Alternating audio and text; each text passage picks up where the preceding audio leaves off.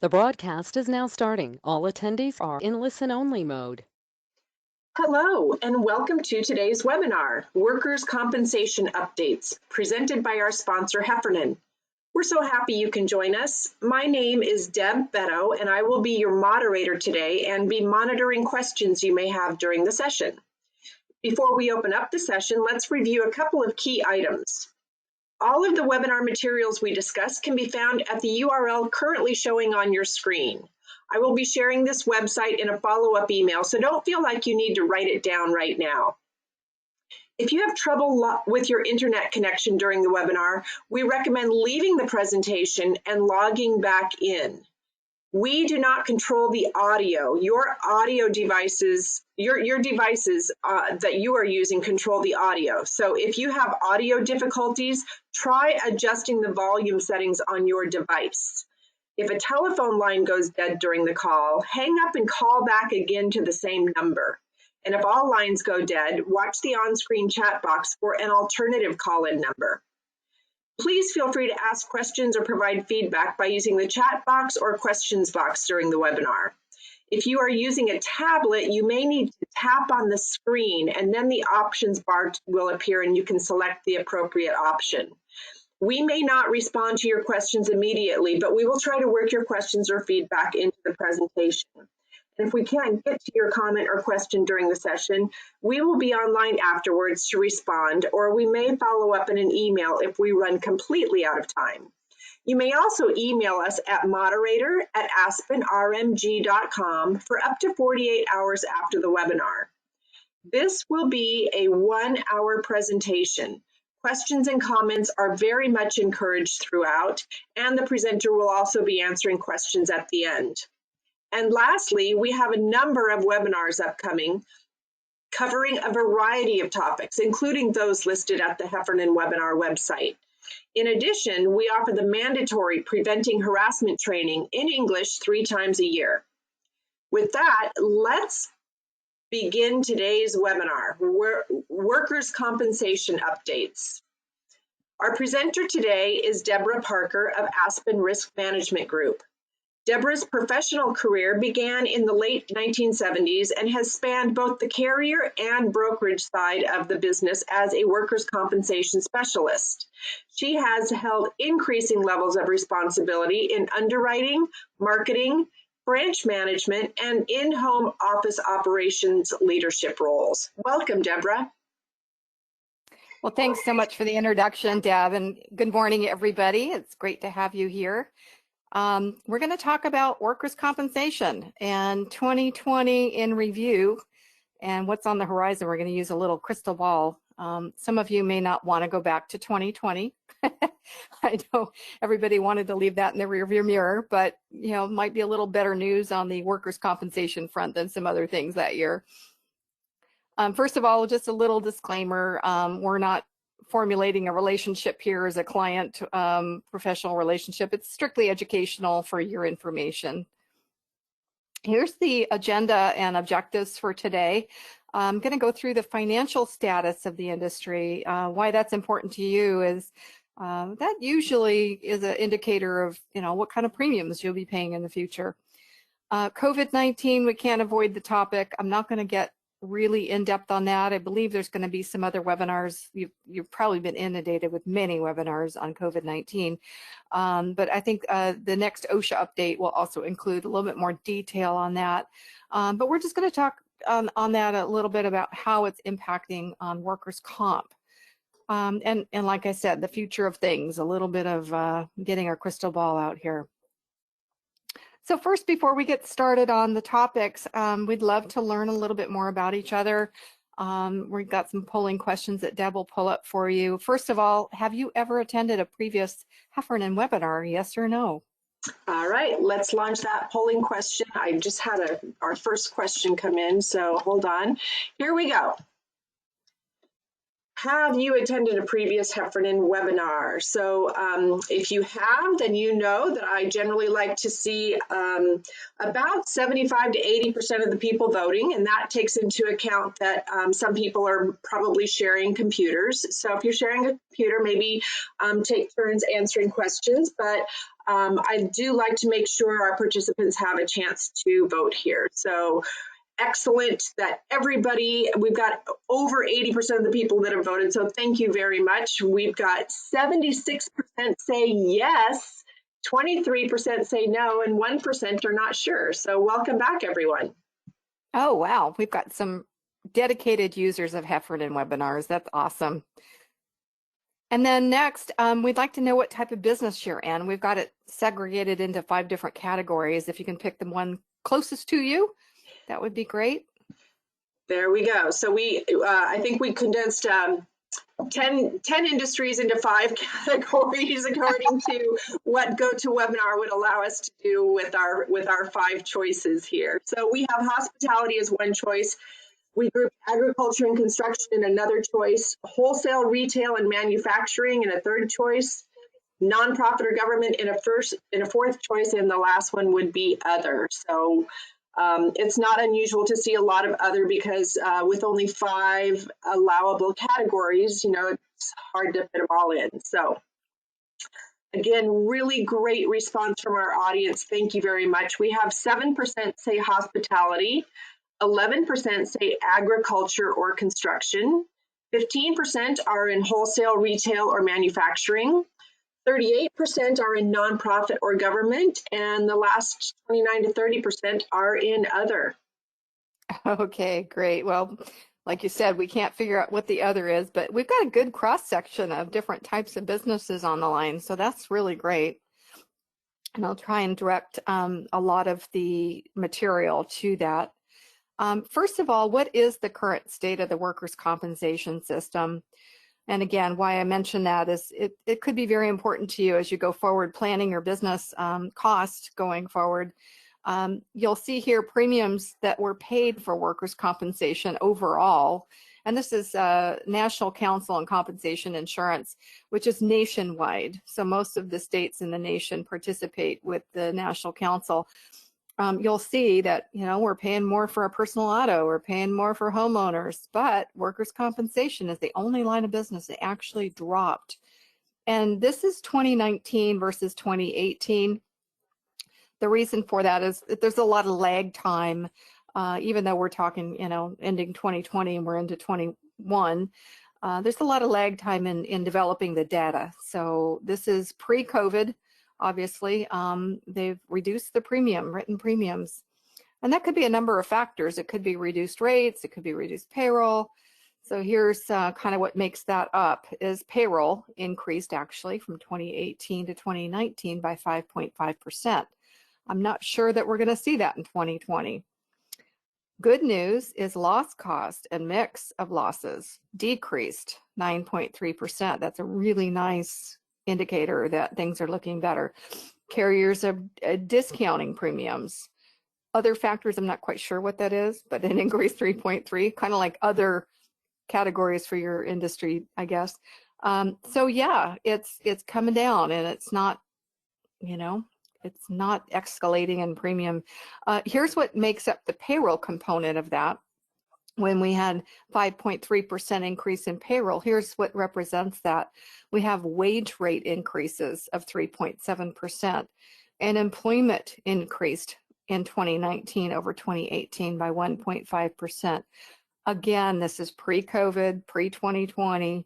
Things are going to look a little different next year when I present this, I'm sure. But you can see some of the categories that you guys participate in, leisure and hospitality, construction with employment increase of almost 3%. And then wage rates, same thing, the leisure hospitality, over 4% increase in wage rate. And then profitability, obviously profitability of the industry means profitability for you. They pass their cost savings down to the consumer, which is normal in most businesses.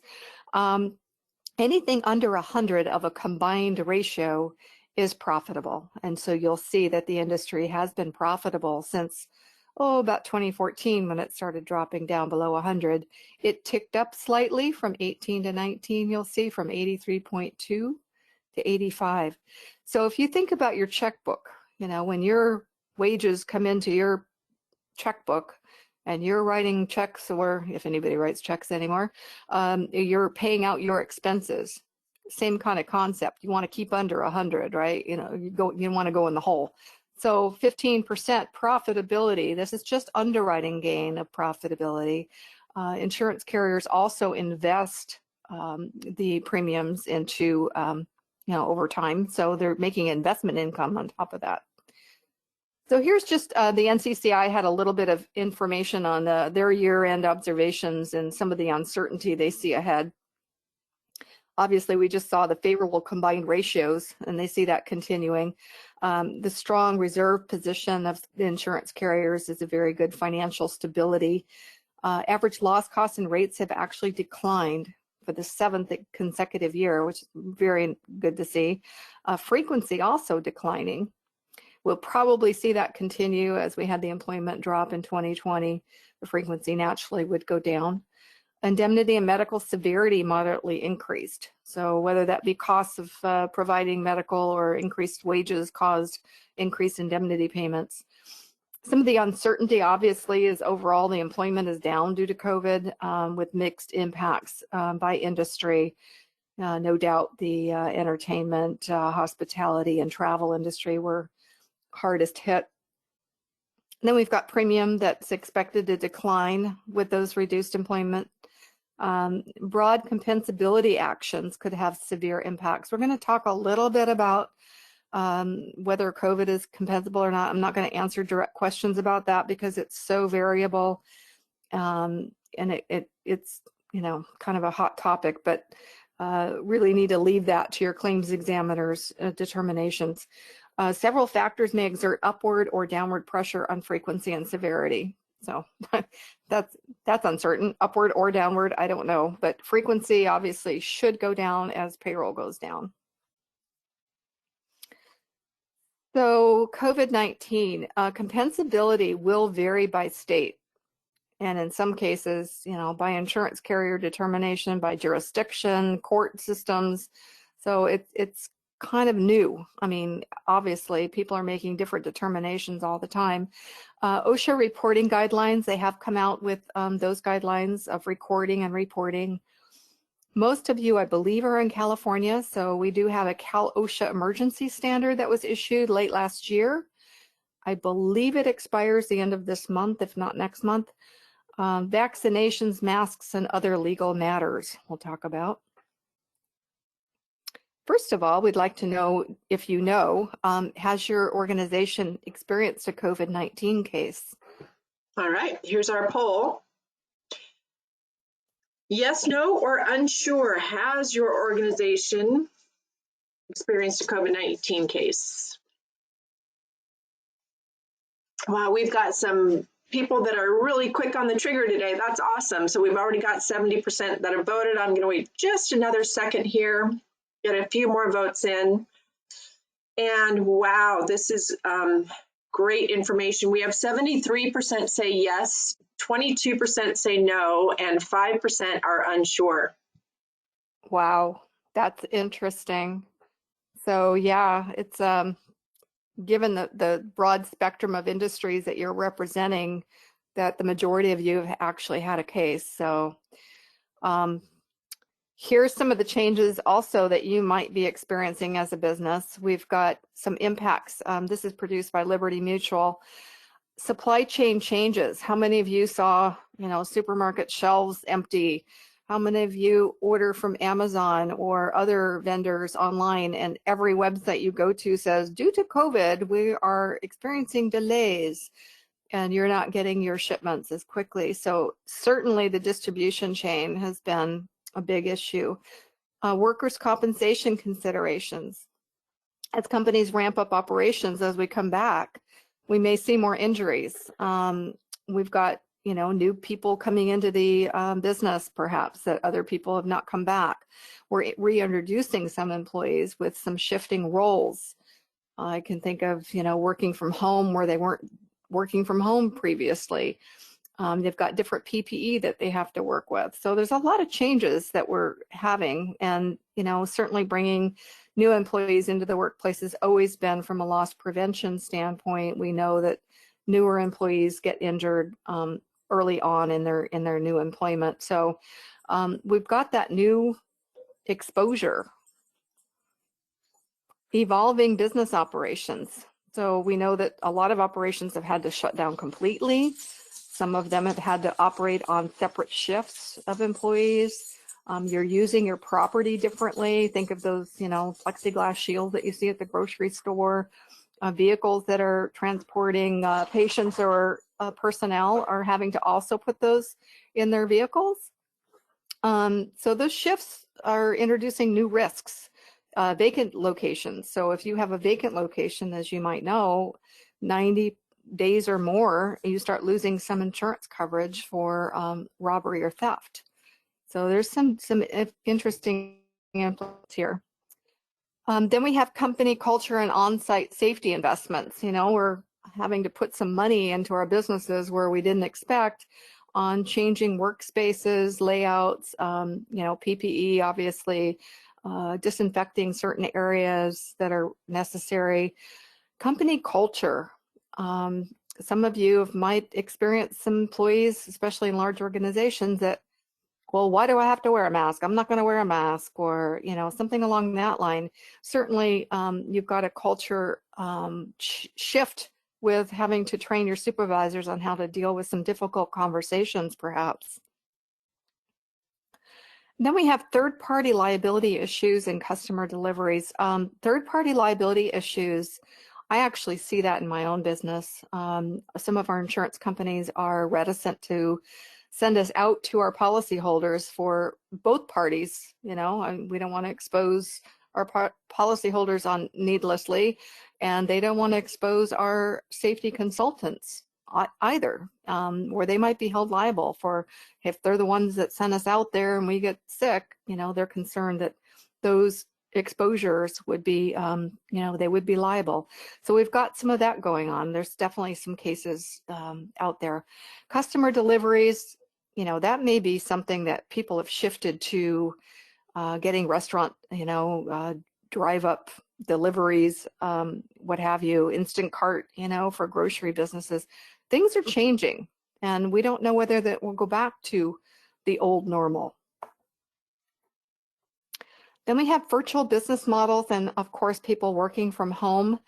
How do you as a company, I know some of them are struggling. It's like, how do we maintain our cybersecurity at the same time of allowing employees to work from home? A lot of people had to order a bunch of laptops and have people work from home. So it's an impact on your business that way. Also, ergonomically, a lot of employees have never worked from home before. You see the little kitty cat on the desk there. We've got distractions that we didn't have in the workplace. Some of the kids still being out of school, you've got that going on at home where it's harder to focus on your work.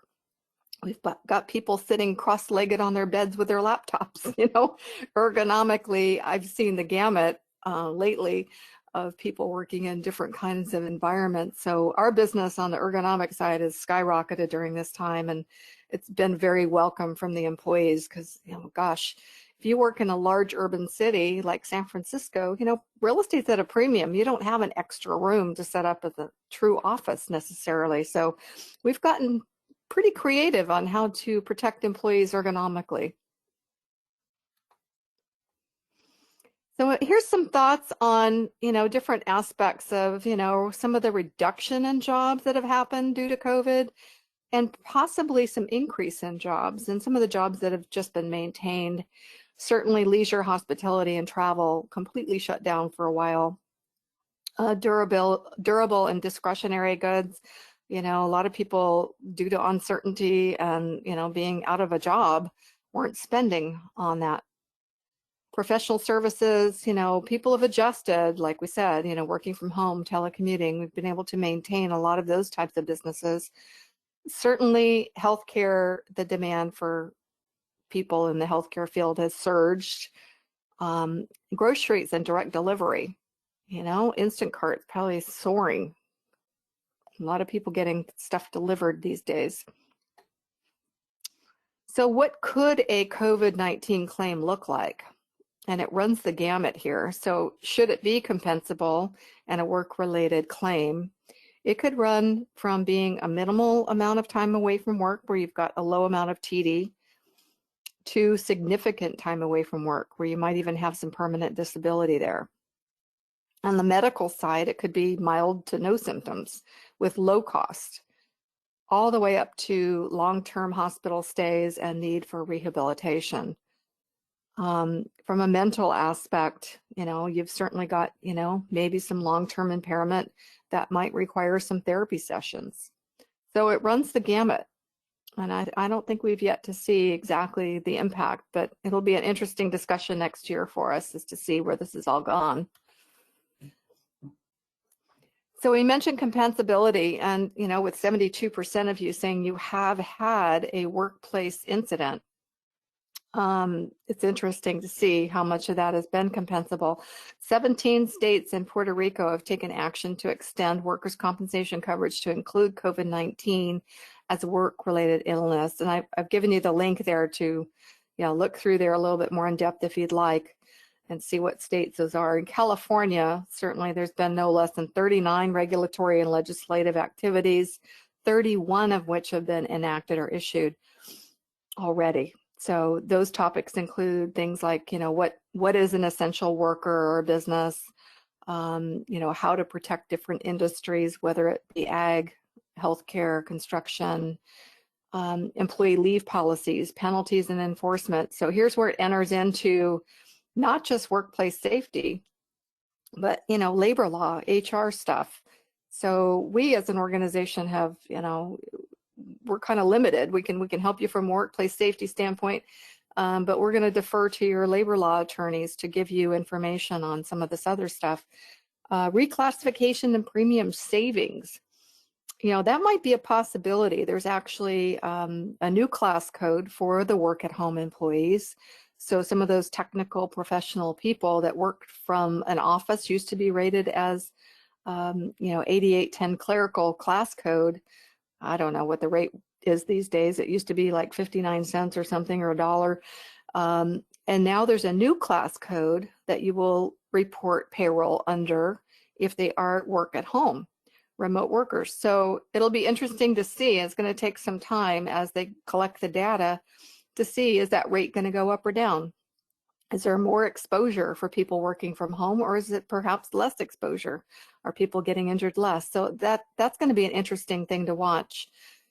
Telehealth certainly has soared, due to necessity, screening and testing, and the rates in 2021 actually decreased based on the data. So whether or not that continues will yet to be seen. With OSHA, under the Occupational Safety and Health Act, employers are responsible for providing a safe and healthy workplace free from recognized hazards likely to cause death or serious physical harm. And I just cited for you what's called the General Duty Clause. And that applies, that's basically the umbrella over OSHA for all employers. And that's your responsibility and duty as an employer. So that now incorporates COVID. It's obviously a workplace hazard if you have an infected employee exposing other employees. So implementing a workplace COVID-19 prevention plan is probably the best thing you can do to mitigate the spread and to protect your employees and do your due diligence under this general duty clause. I've included a California template of COVID-19 prevention plan, and that was issued by OSHA. So you'll get a copy of that. Look at it carefully, make sure it applies to you, adjust it for your workspace and your work industry. Look at your own jurisdictions and what's required, especially as regards to reporting of cases that can change based on your jurisdiction. So it's a base, it's something to start with. Certainly has some good checklists that are in there for you to follow as far as, PPE, sanitation, training, all of that. So it's a good place to start, but make sure it's your own. Then we have the recording and reporting. They have actually said, yes, you do need to record that on your Form 300. So as far as what makes it recordable, the case is confirmed case of COVID-19. So either you have a positive test or you have a diagnosis from a medical doctor. The case is work-related, and here's the definition there. You can look that up, but basically, you know, if the employee was at work or not. Case involves one or more relevant recording criteria. So for example, there's medical treatment was sought. They had some days away from work. And employers must follow the requirements when reporting COVID-19 fatalities and hospitalization. So that applies for all injuries. And that's, you know, certainly you can look that up on the website. But you should also report these outbreaks to health departments in your jurisdiction. Again, that could change when you should report that. And to your insurance carrier. You know, I would say that varies by insurance carrier, so definitely consult with your broker and your carrier as to, you know, when they want that reported, how they want it reported. You know, my feeling is the more information, the better. Let them figure it out. Let the claims adjuster do the investigation and determine compensability. Then we have some political change coming down the line. Obviously, we have a new administration in January 2021. President Biden issued a bunch of executive orders. One order was to Osha to come up with some new enforcement guidelines for employers. And so far, there's been $3.9 billion in fines issued just on COVID-19 violations. There's a link there for you to look at. You can see all those citations. I've provided an example here of Calavo growers, just one of their citations that was issued. And when was this? This was in February of this year. They were issued a citation for $5,000. And again, this was for a regulatory 342A, which is a pretty common one, where the employer is required to report to Osha no longer than 24 hours after the incident if anybody was hospitalized. Obviously, this was a serious illness, and the employee had COVID and was hospitalized, but the employer did not report it to Osha. So whether or not this actually sticks is, you know, yet to be determined. I mean, there's a process that employers go through to review the citation, and they have an opportunity to dispute it and provide data. There's also some things on political climate change that's in the works with kind of union worker right advocates. If they have their way, Congress may take first steps to making it possible for workers to sue their employers for safety and health violations. I think that opens a huge can of worms. I've provided the link for you. You can read that to your heart's desire, but it goes along with that crystal ball and kind of being prepared for possible shifts of what's happening out there, what to look for. As far as other laws, you know, currently, you know, the vaccines are out there. They are under emergency use authorization, that's EUA. Federal law prohibits employers and others from requiring vaccination with COVID-19 when it's distributed under this EUA. So that's something to consider. I think there's actually a couple cases out there where employees are suing their employer because the employer requested them to get a vaccination. Whether or not that was a policy within their organization requiring it, I don't know, but there are actual cases pending right now. So be aware of that. So here's just some things to keep top of mind. I think, you know, to keep it simple, have a written plan and make sure you follow it. You know, there's nothing like a plan that's, you know, sitting on the shelf, dusted off, and, you know, you don't find anything, there's no meat to it. You aren't actually putting it into place. So make sure you follow it, put it into place, have it be a living, breathing document. Train your staff and document that. There, you know, if you don't document it, didn't happen as far as anybody's concerned. There's resources here, links here to give you some examples and ideas. Follow your CDC guidelines on mask, distancing, and cleaning, depending on your business. And report those work-related cases to OSHA and to your insurance carrier. So just those Those things alone will keep you current. Okay, we're going to move off COVID because I think you probably see enough of COVID. We have another polling question, Deb. We want to know, just moving into general types of injuries in the workplace, what do you think is the most frequent type of injury in the workplace? Okay, For extremity? go ahead. Oh, go ahead and launch the poll, I think. Okay, so I'll launch the poll. The most frequent type of injury in the workplace is one of these 5 things. It's either upper extremities, fingers, hands, arms, and shoulders, lower extremities, toes, feet, legs, hips, pelvis, back and neck, other, or not sure. And while you're answering that question, Deborah, we did have 2 questions that came up. Okay. What is required from a business standpoint on staff ergonomics? Are we required to buy ergonomic supplies, or is educating staff on ergonomics good enough? I'm sorry, part of the question I missed. Are they required to do what? So are we required to buy ergonomic supplies, or is educating the staff on ergonomics good enough? That's kind of a trick question in a way. Not required to necessarily buy ergonomic equipment, but I certainly would make sure that your employees are trained on ergonomics. And it's not about the equipment always. I mean, to be honest, yes, sometimes, the chairs need to go. I mean, I've seen some really horrible, things that people are sitting on and they just can't be adjusted. So in some cases, you may need to buy a chair to accommodate the ergonomics, but many times the ergonomics are a matter of, personal space and positioning. So it might just be, raise or lower your chair. It might be raise or lower your monitor. You don't need a new monitor or a new chair.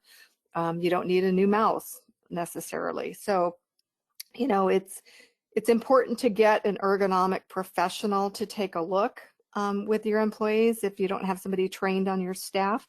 A lot of companies train HR people or other people in their organization to be ergonomists, at least, office ergonomists to take a look at things like that. So did that answer?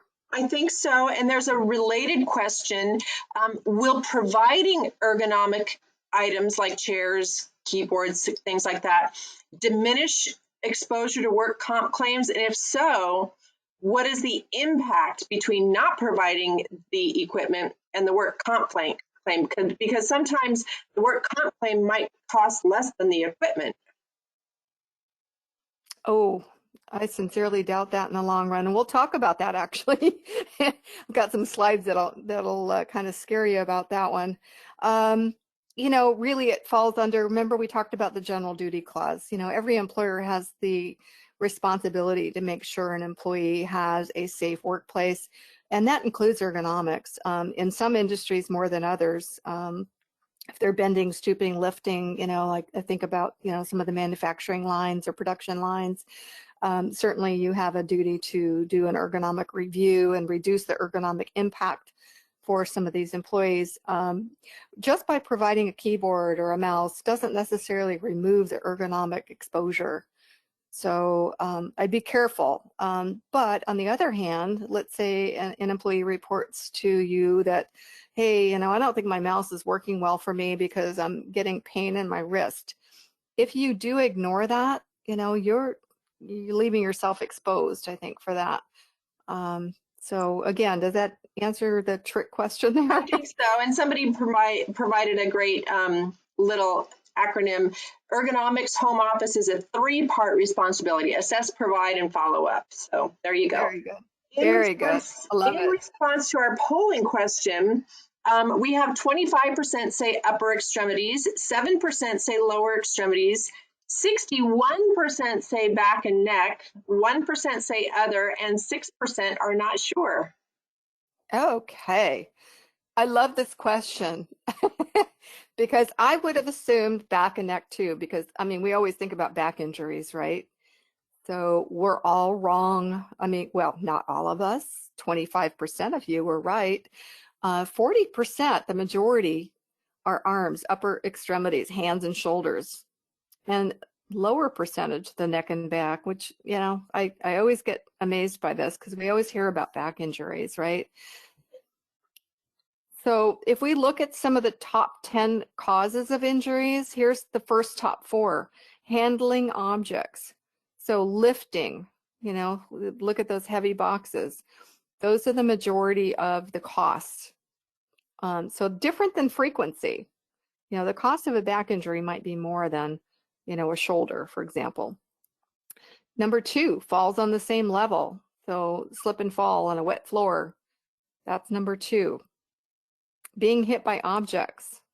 I'm, amazed sometimes at construction sites how many mezzanines are open and all those tools sitting right there. The toolbox is right on the edge, just waiting to fall on somebody.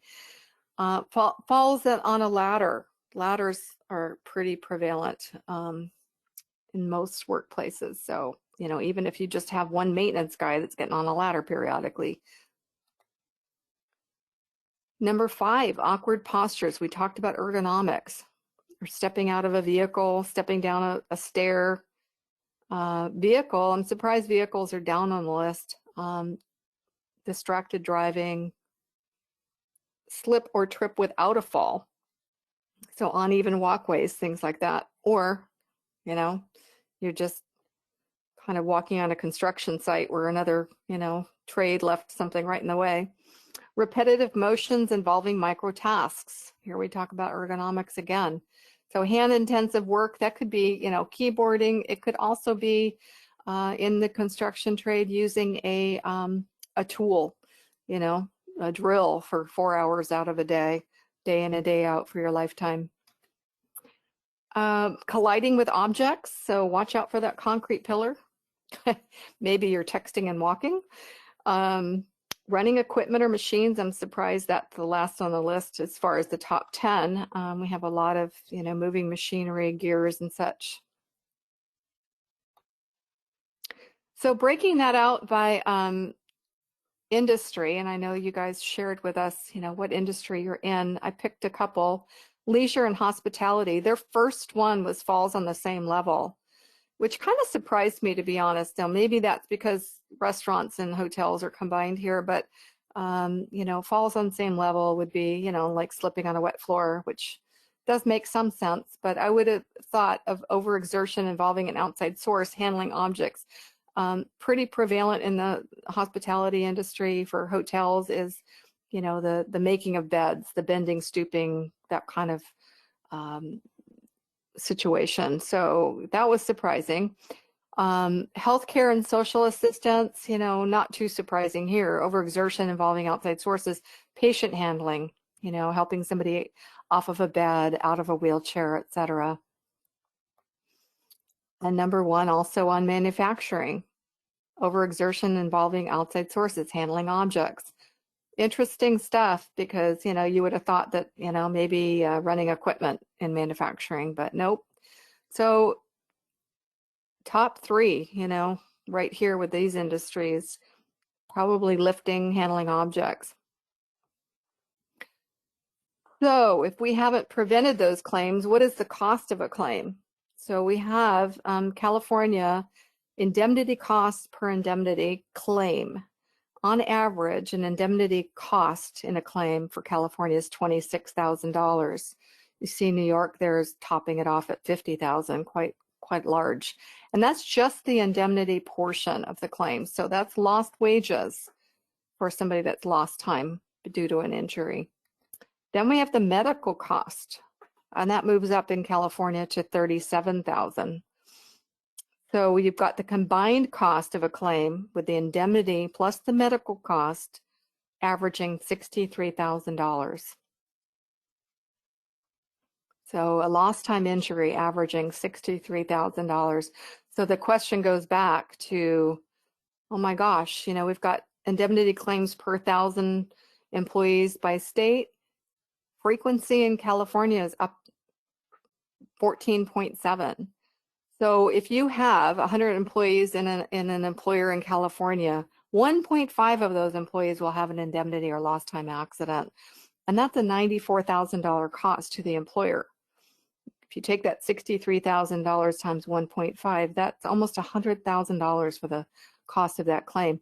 So question goes back, is it less expensive to have a workers' comp claim than to provide that keyboard or equipment? I'd say probably not, right? So not only do you have the direct cost, here's an example of a healthcare company. You have the direct costs, obviously, of the medical bills, and you have the temporary disability or permanent disability leave for the injured employee. Then you have underneath that iceberg lurking is indirect costs. So you've got staff turnover, that injured employee is out, you've got to hire somebody new or put somebody temporarily in that job. You've got burnout if you're asking the employees to pick up the slack and not hire somebody. Poor performance due to that. They call it presenteeism, not absenteeism. Reduced quality of care to the patients and lower patient satisfaction ratings. So those are the indirect costs of a direct employee injury in the healthcare system. So let's just take that and look at the injury cost calculator. If you've got the direct cost being $63,000, the estimate that in indirect costs, those under the iceberg costs, are 4 times that. So you add to that your $252,000. You now have a total cost of a claim of $315,000.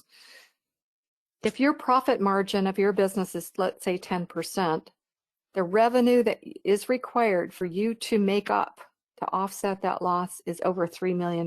It's hard to believe, but that's, that's the reality of the situation. That's just one situation in one business.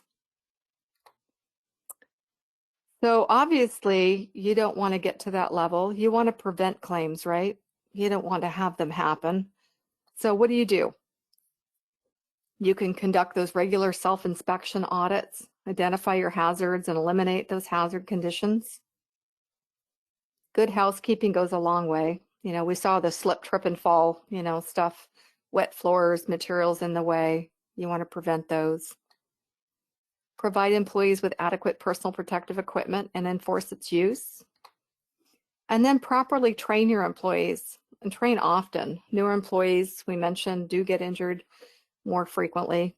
We want to make sure to include training for new employees, and seasoned employees can always use a refresher course. I come across some employers sometimes that say, oh, well, yeah, my guys have been with me for 20 years. They know what they're doing.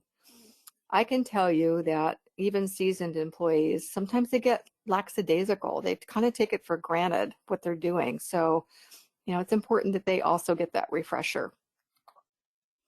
Then recycle, rinse, repeat. Just keep doing this stuff. This is good stuff.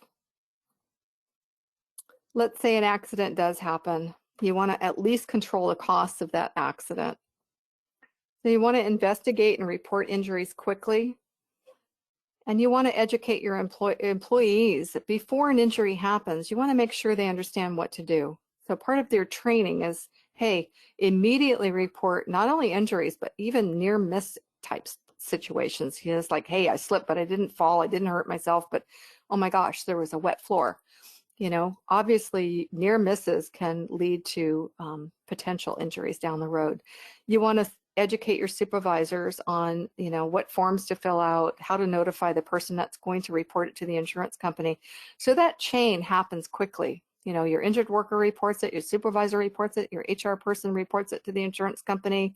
That way your claims examiner jumps on it quickly. You obviously want to get immediate and appropriate medical attention first. Don't worry about the paperwork. Get the medical attention there. If you have an MPN with your carrier, that's a medical provider network that they have established with certain medical facilities and doctors that understand the workers' compensation system. I think that's very, very important. And you want that quality relationship with the doctor and the medical facility. They should understand your business. They should understand what your employees have to do to get back to work. Communication with your injured party, your insurance carrier and your doctors. Nothing is better than having somebody, at home that's injured and then having their supervisor call and say, hey, we're taking care of you. Don't worry about it. We want to make sure you're getting your benefits, just have that communication. And have a strong return to work program. I mean, make it formal. Actually, let your people walk around, your supervisors identify, certain tasks that can be done by an injured person that may have to have modified time to come back to work. Identify those tasks in your organization. So here's some successful strategies and best practices. Recovery opportunities. So let's say you do have an injured party at your employment, but they were injured at one of your customers' premises, or they were injured in a car accident. There may be some subrogation coming. What that means is the other party was responsible. So although your insurance carrier will definitely pay out temporary disability to your worker, and they will cover the medical benefits, they will recoup that money for you on your behalf. So you want to make sure that all that information is provided to the claims examiner so they can do that job. You want to look for fraud and red flags on the injured worker's part of, let's say, it's Monday, you see a trend. Most of your injuries are happening on Mondays, Monday morning injuries. Or nobody witnessed the injury or something along that line. You start seeing those kind of trends, those are red flags. And you want to delve deeper into that. You also want to educate your employees. Not only do you want them to know that, hey, you're taken care of, we want to make sure you get your benefits, but also know you won't tolerate misuse or fraud in the system either. Loss control, have third parties come out, somebody like Aspen or somebody else or your broker, and do a walkthrough with you. Take a look at the hazards of your business. There's nothing like somebody else taking a look. Sometimes you see things over and over and over and you don't really notice them. Minimize the cost of the injuries when they do happen. So after an injury occurs, follow up, reporting and investigation, return to work practices we mentioned, medical providers, having that relationship with your claims team and your broker goes a long way. And you want to eliminate the mystery. It can be really daunting. I mean, the workers' compensation system has gotten pretty complex. I mean, I'm not a claims person. I used to sit next to one in one of the insurance carriers I worked with.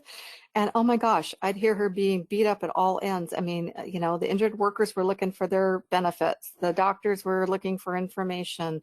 The attorneys would get involved. They were dealing with it from all aspects. So they know the system really well. They know how to deal with it. But, if you're injured, it's scary enough. But you don't want to be daunted by the mystery of this complex system. So provide that information to your supervisors and employees. How does it work? I just finished a webinar slide presentation for a client that did exactly that. It walked employees right through the system as to exactly what happens with temporary disability, what happens with permanent disability, what happens when you need a QME, what are all these crazy acronyms that we all throw out mean. So it makes it a little bit simpler when they do get injured. They know, oh, okay, I'm going to go through that system and this is how it works. Reassure employees that their job is safe. That's probably first and foremost on their mind. If they're injured, are they able to get back to their job? Tell them about reimbursement of mileage and other benefits they may not be aware of. There's some interesting things about workers' compensation claims, one of which being reimbursement for mileage. When they go to their doctor, they get reimbursed for that time. And you don't want this to happen. There's no real need. Even though the workers' compensation system is complex, there's no real need for attorney involvement for the most part. You've got your employees sitting home and they're looking at TV and they're seeing this stuff.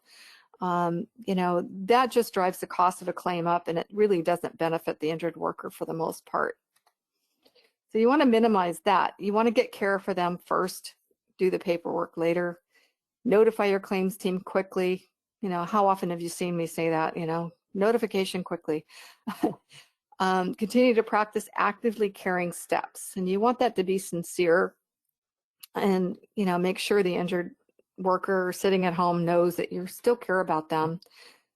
The longer it takes you to report a claim, the more likelihood that attorney involvement will happen. And that goes for education of your employees too. I mean, the less they know about the system and the scarier that is, the more likely they're going to go towards, an attorney involvement. So, 0 to 10 days of reporting, you got a 22% chance. You start getting in excess of 30 days of reporting, 47% chance that that's going to be litigated. And, it's an interesting graph that goes along with litigation, the costs, same thing, the longer you wait in reporting, the more expensive it gets. So understanding your employee perception of the workers' compensation, that communication counts, showing you care, treat people the way you'd want to be treated, put yourself in their shoes. What would it be like for you to be out of work and injured? And, it doesn't just impact your job either. Maybe you can't, lift your baby anymore. You can't, make dinner for your family at this point. So you want to make sure that you understand what they're going through. Get help in medical care right away. Get well cards. Those go a long way, signed by your staff. I get birthday cards from my company. I love it because the staff that I don't get to see, they're signing little smiley faces for me. It's awesome. Flowers, whatever means of recognition you feel, getting them still continue to be involved. Maybe you have a company newsletter. You want to make sure that they still get involved and understand what's happening at your company still. They're still part of the team.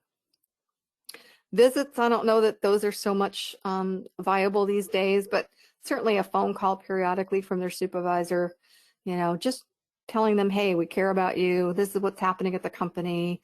We want to get you back, as soon as, your doctor says you can. And the preferred source they find in this survey that was done is the information should be provided by the employer. You don't want your claims examiner giving that information. You don't want the doctor giving that information, or, the attorney we want to keep out of the picture, but their supervisor, that's what they have the relationship with. So definitely supervisors are key in this whole process. Make sure they're trained. So that's how you can control the costs for the most part when a claim does happen. So what's the future? We've got definitely still technology driven. If you've seen my presentations in the past, that's not changed. And telemedicine definitely came to the forefront. We were kind of forced into it a little bit faster than what it was kind of going. So we definitely have that. It could, speed the delivery of proof of coverage within the system, payment to injured workers. We could have apps for injured workers, talk about, letting them know what's happening. Here's a great example. If they had an app that said, hey, Alexa, where's my TD check? When is my next doctor's appointment? Data formatting, making that more standardized would be awesome. I go way back in the industry and loss data hasn't changed. Those loss runs still look different from each carrier coming in. They're all different. If they were standardized and the same, that would really help a lot. It would also allow for some predictive analytics. I've seen where matching DNA in the pharmacy situation, it's disastrous if you have a wrong prescription out there. It's a little scary to me though, DNA. Robotics and AI, we've seen even unmanned cars already. Manufacturing, we've got robots already. So this is all just progressing, keeps on going. I don't know what else you might think with your crystal ball, what might be happening that might impact our businesses, but there's my little take on that. So with that, I think we have 5 minutes left, Deb, for discussion, questions, anything Excellent. else that's come up? We do have a couple of questions that have come up. You had mentioned that there's a video that shows the claim process. Where can we find that video? Is that part of our webinar resources, or is that something that we can send out later? Oh, I'm sorry. I actually did that for another client. So it was kind of specific to them. Got it. But yeah, it might be something that we might consider another webinar on. Okay. And then are there any resources for additional training and information where we can learn more about the nuts and bolts of workers' comp? As far as nuts and bolts of workers' comp, I'm assuming you mean the claims handling piece of it? Well, I think just like a general overview of what is workers' comp, why, Oh, okay.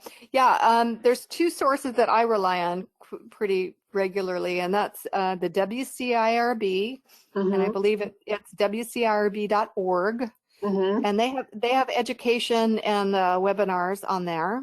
mm-hmm. It goes into experience modifications, premiums, rate making, everything like that.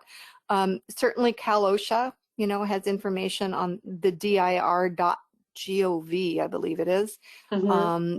So not just OSHA, but also some labor stuff. It talks about the TD rates and claims and all of that. And then ncci.org also Okay. has good information. So those are my main references. Okay, great. And then we have not had any other questions that have come in, so we're going to wrap up today's session a little bit early. And thank you for attending today's webinar presented by Heffernan.